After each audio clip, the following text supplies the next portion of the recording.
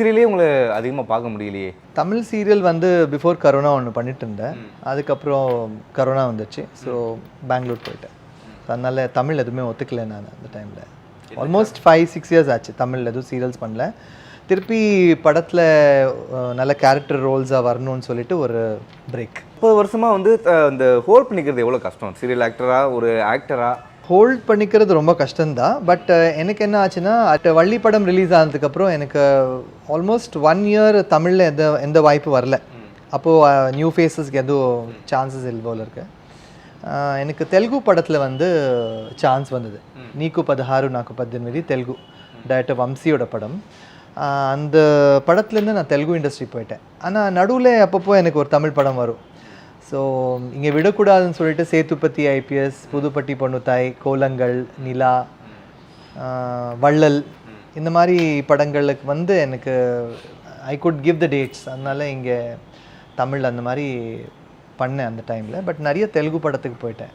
நீங்களாக இருக்கட்டும், உங்கள் தங்கையாக இருக்கட்டும், நீங்கள் வந்து ரஜினி சார் படத்தில் என்ட்ரு ஆகிருக்கீங்க. அவங்க என்னன்னா அஜித் சார் படத்தில் அஜித் விஜய் ரெண்டும் நடித்த ஒரு ஐகானிக் படத்தில் வந்து என்ட்ரி சொன்னாங்க.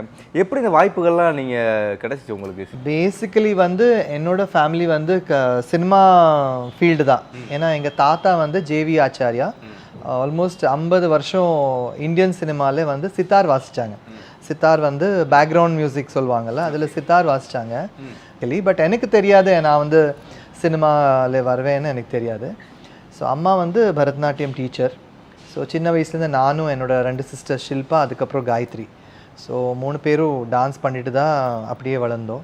இந்த ஹம்சலேகான்னு மியூசிக் டைரக்டர் இருக்கார். அவர் என்னை சும்மா கூப்பிட்டு கேட்டார், are you interested in cinema அப்படின்னு. எனக்கு அப்போது வந்து just doing my second year LLB start பண்ணியிருந்தேன். இல்லை ஒரு பையன் தேடுறாங்க சென்னையில் வந்து ஒரு சினிமாக்காக, அவருக்கு கிளாசிக்கல் டான்ஸ் தெரியணும் அப்படின்னு. அப்போ எங்கள் ஃபாதர் இருந்தார், பண்ணுவாங்க அப்படின்னு சொல்லிட்டாரு. ஸோ உடனே நெக்ஸ்ட் டே யார் என்ன ப்ரொடக்ஷன் ஹவுஸ் எனக்கு எதுவுமே தெரியாது. Just like a new Qamar.